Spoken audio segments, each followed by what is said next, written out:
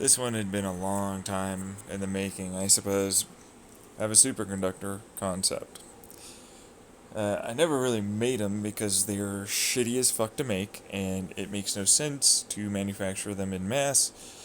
And honestly, with the correct wave function collapse resonance using copper with the right DC AC setup, would work better in all aspects, which I've discussed many times on my YouTube already. The basic premise is it's a type of phasing sine wave that has effectively saw teeth on saw teeth of a sine wave. Except these saw teeth are a little different in terms of the sine wave because we have to look at it in a 4D, 5D aspect instead of your standard 3-dimensional.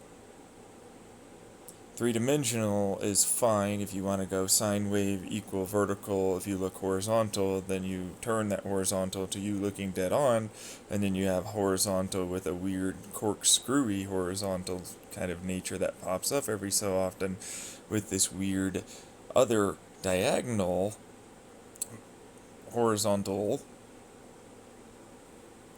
that runs off of that, and a diagonal looking from top down off to the right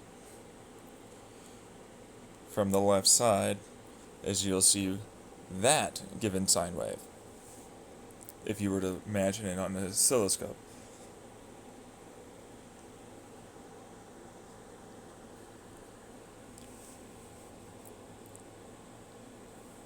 Now, the resonance of this is pretty simplistically done.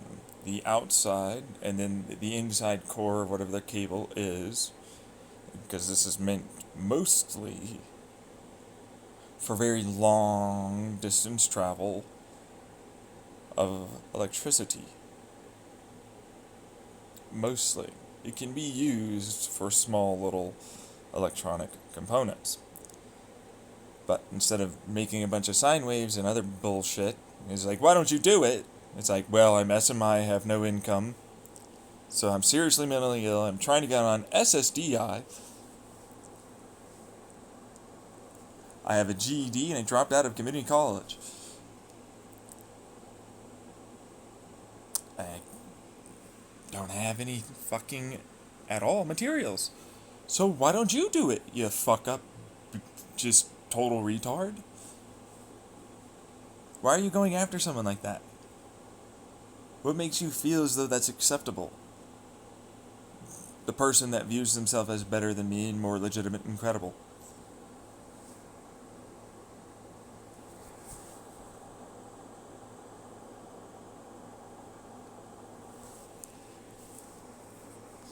Nice little pause there. I'll tell you this much. I'd love to. I already know it works. I already know it would work. It's a whole thing. It doesn't matter. Point is, for me, it turns into you have 4 spots, 5 at most, at the outside surface area. In the core, you're going to separate it, and you're going to pull from 4 to 5 spots as well. You're going to send electricity forward, and then you're going to draw it in to the core. Now, there's a quantum bullshitty phenomenon, begins with a C, it's some resonance garbage, this isn't what I'm using. It's thermodynamics, simple, plain, easy shit. With collapsing electromagnetic frequency information, the loss, the 10% loss that you usually see. Now, when you correctly sine wave pulse with the right phasing at the right time, which is a bunch of fancy stupid ass words that really just mean burr the vibrational oscillations correctly and you seem to see it resonate further forward faster.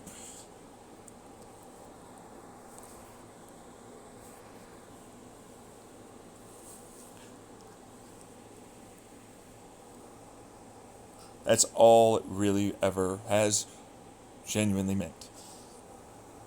Now, since most electrons are on the outside, simple stuff, you don't want to draw it until you definitely see a voltage on one side. Alright? Now, the resonance is always the same because it's always more or less the same sine wave frequencies. And yes, you'll be using an entirely different setup to make the sine waves. Instead of just dumping some bullshit in, it's not going to work. You have to create the correct wave frequency with the correct sine waves, like I just described, on that sine wave.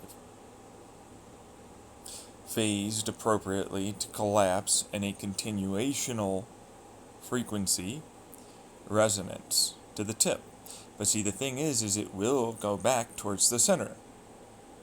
Now, at first, it bounces off of that center because it creates an electromagnetic wave and pulse that sends information in a 360-degree form, and it collapses electromagnetic frequencies back into the wave as it travels forward. The problem is, of course, it hits a point on the other side that then means it has to travel back.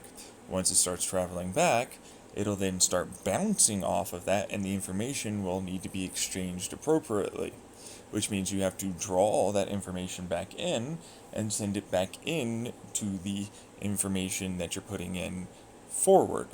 Wave frequency one direction, wave frequency another direction. When you properly match that correctly and time it correctly with the correct additive draw to change the given sine wave frequencies in the core, instead of using resistance as nothing, apparently, because you don't want resistance, apparently. No, I use resistance intentionally to make this happen. I use electromagnetic frequency collapse as a pressure change. It's a thermodynamics.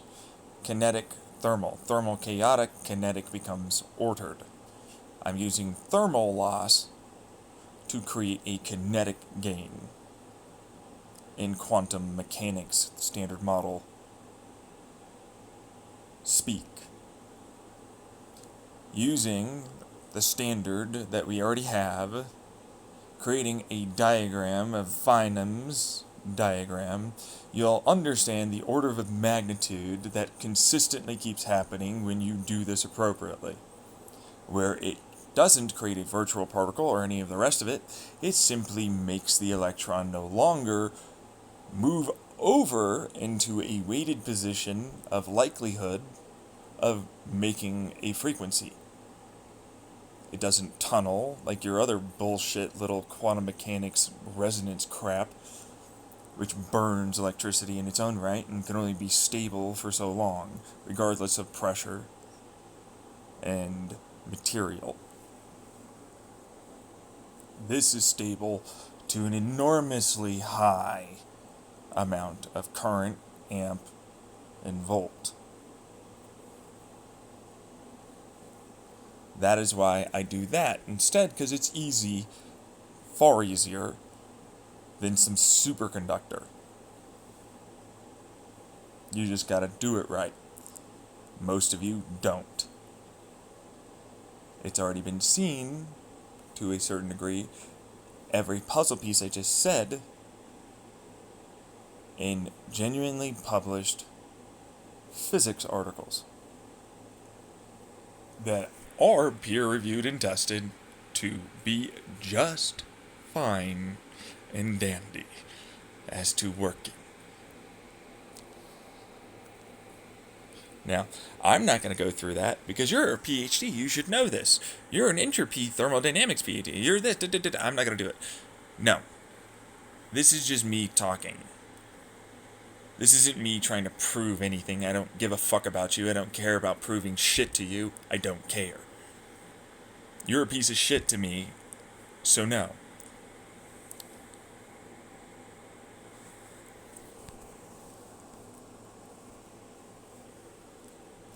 Now, moving the hell on, Here's the only working true superconductor concept I ever made that was able to be mass manufacturable. Take high carbon steel, make trapezoids. We're going to have diamond-like carbon that we're going to squish in these fucking high carbon steel hardened material. There's going to be very specifically set up, which I'm never going to tell you, because you're going to have to actually do it if you want to make it. That was a proprietary thing for me. Of other carbon that we're going to force together under heat and pressure. So at first, it's going to be heated up, it's going to be welded together in an airless environment. We then rapidly cool it, and then slowly bring it back up to temperature while dunking it after in liquid helium. During the liquid helium bath, as it's coming out, we are going to physically create resonant frequencies along with an electromagnetic, and this is a specifically made electromagnetic field, while we use charge field differences, electrostatic, along with light that we push through. As it gets extruded slowly and then brought up to temperature as one big long cable. It's like, why can't you do this? You must have liquid helium and all this high carbon steel and all this copper. And why do you talk? Does your mouth? You PhD retard.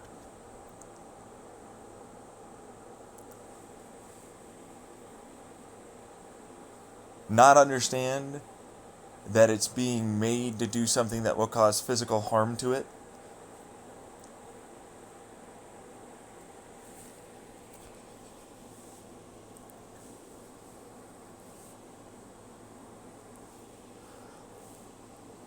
Now, the premise here is that we're not aligning shit. We're forcefully creating enough pressure in such a way that we're making superpositional-ish moments for carbon and electrons to exist. Think about it as if I created a carbon superfluidic. Are you going to continue trying to interrupt, stupid retard PhD?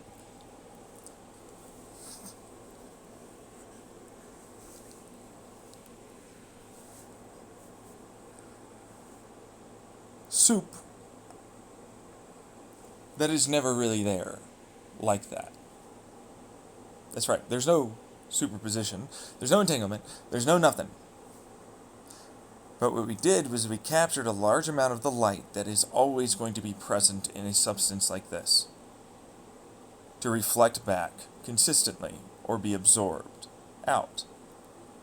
We're creating never-ending collapsing wave thanks to that light creating electron orbital changes that allow for a continuational tunnel effect from stresses, strain, and light, and vibrations that make it such that electrons more easily are able to tunnel in a continuational direction, so long as there is a continual draw on one side versus the other. The charge field difference here is what yanks out electrons and makes this possible during the light resonance that we are forcing through and the physical resonance and the electron orbital excitation of the electromagnetic field during an immense amount of pressure that is slowly easing off into a more consistently flexible state that's going to release a large amount of light forcing, given more ordered and easier to be in that position in place, spin, charge, pull, and physicality-wise, the very atoms themselves.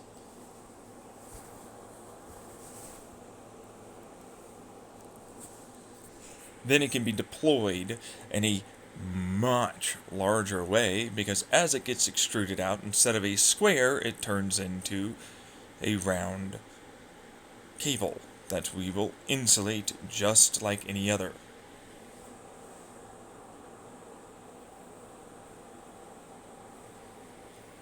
That would work! Oh my god, and now as the interrupting pull... No, shut up, pull. Bullshitting, interrupting, garbage piece of shit, scientist PhD, retard,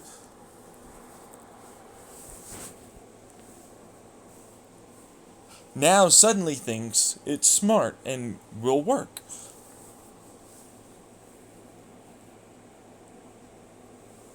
Look at the retards. The gaslighting, gatekeeping retards. Their beliefs, their personality traits, egos. Forcing them to after and defend their better than thou bullshit. Continually, I know what you will have been trying to do before.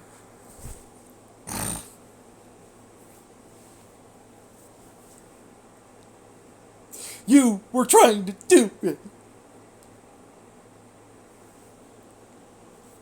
I don't even understand. Apparently, is what you're gonna go with? Like, as if that's what you're really thinking? Like we didn't know?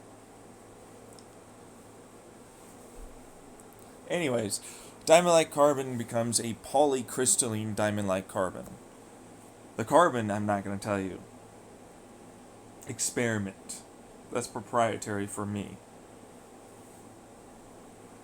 The heating, merging, then cooling creates a massive anvil effect, and a polycrystalline diamond-like carbon structure to be formed that's welded to the damn cable.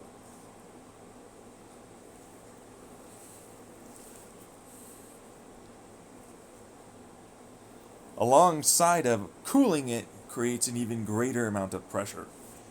And liquid helium actually seeps into the porosity created by doing that. Yeah. Except it then tunnels out. Because then it will, of course, do the, oh, I'm cold fusion, apparently, will create a lot of pressure as we expand back. And I can't exist in here, so I guess I'm gonna go. Especially as I vibratively leave. Create electron orbital reductions, orderings, spin-pole alignments for the electromagnetic field that has to be a very specifically set up, which I'm not going to tell you.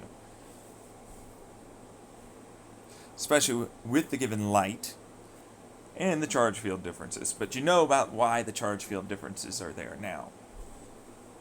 And I then have to extrude it from a given sharp-cornered to a round object. What do you think that really does during that process? Changes internal structure. Sure does. Sure fucking does. So, treating it as you should, then you should understand there's a given, not just powerful electromagnetic field, but it's still copper. There's no superconductor. I don't give a fuck.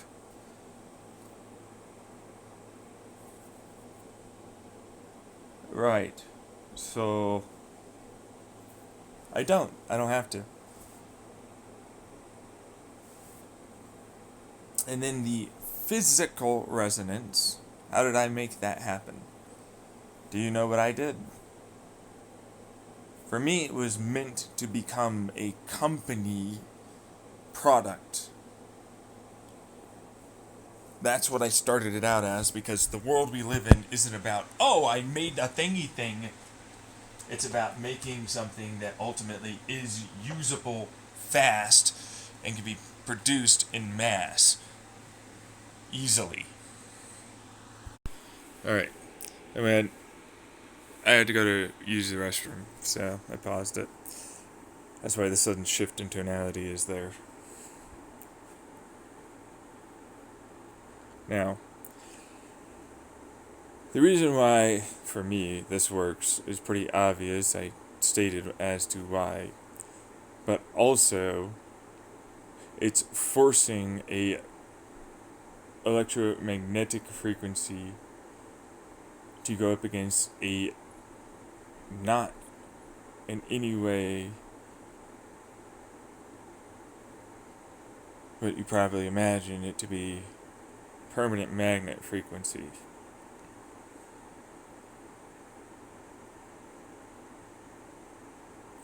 Light also happens to be playing a huge role in this.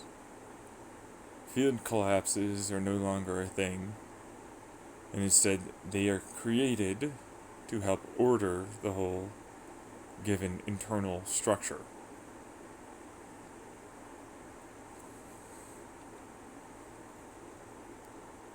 It's effectively a massive field effect transistor that forcefully removes all resistance for a superconductor to be achieved. Now, I thought superconductors were something else. They were volt in, volt out, and how close you get to a certain amount of volt out is what a superconductor means. Apparently, it has to do with resistance. So, my resonance stuff is not a superconductor at all. It only goes with volt in, volt out. And it's 9, so 1 volt in. I get 0.9, repeating for 10 to the 32 nines after.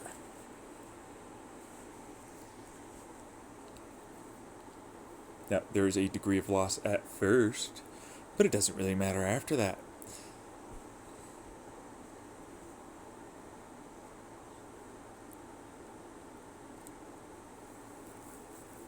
This doesn't have loss at all.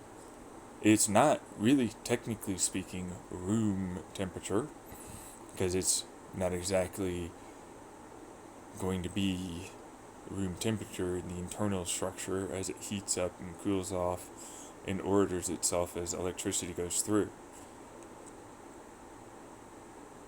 It'll be hotter inside than it is outside. It has an operating temperature, though, that is, not our interrupter,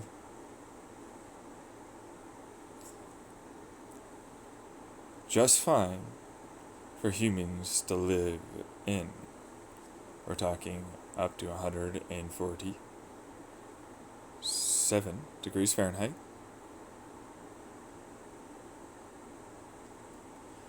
And negative 162 degrees Fahrenheit. And then it'll come back, if you can get it down, to about 189 to 197 degrees Fahrenheit.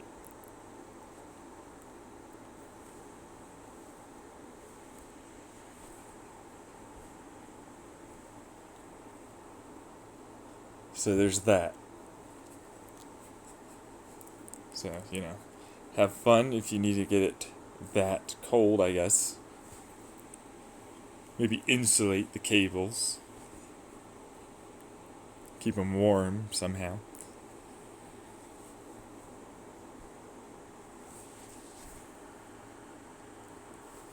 There you go. That's all I ever created in terms of a concept for a superconductor material. It works just fine. But it's useless to me when I can make almost any decently conducting material become a regardless of resistance, no longer be something I have to care about, not giving me the full, more or less, volts that I'm trying to send. With very little loss to heat or electromagnetic frequency. Meaning small, large, medium scales, it all works so long as you set it up properly. You just need to make sure that every connection point, you're making sure to observe any physical heat and or stretching changes to the material. You don't need to do it ridiculously accurately, because within a plus or minus of 10 to 20%, depending on the size gauge of the cable, you can ultimately get away with it still performing exactly as intended.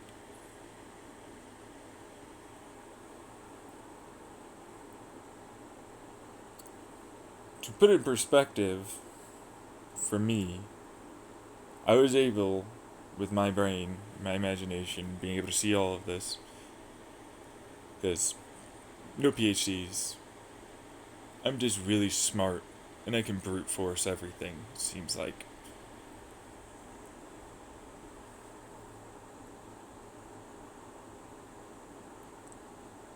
Yeah, sucks to be you, right?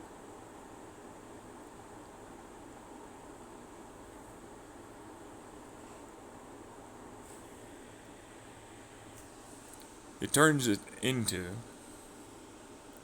this stone, a literal rock I pulled from a random riverbed, a superconductor.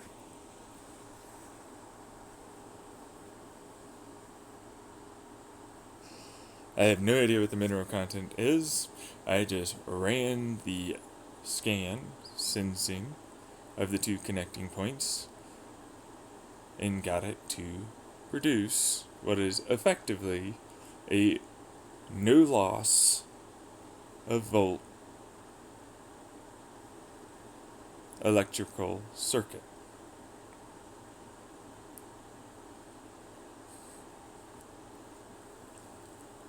I made a lot of big brain idiots cry and weep at their lack of creativity.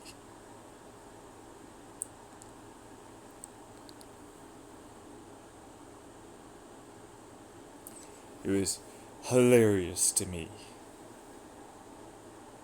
I'm so much better and smarter and me. But then, whoopie-doo, who cares? I still got this done. Your intelligence means nothing if you never got the thing done.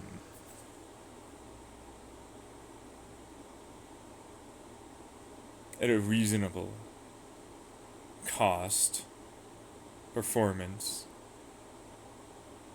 and more. I don't care if you've got a better anything.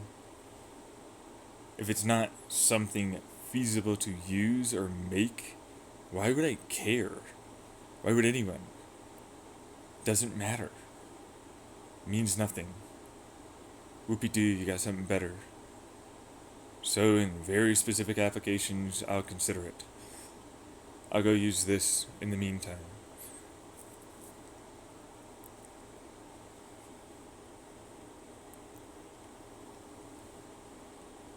It's like, you need to do it too. Oh, alright, let's get me on SSDI here.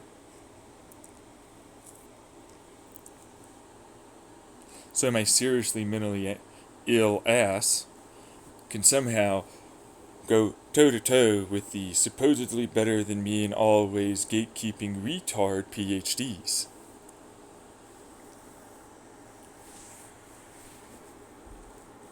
So that way I'll be considered as something to pay attention to. Because I need to prove my value and worth to them. There's no gatekeeping here at all.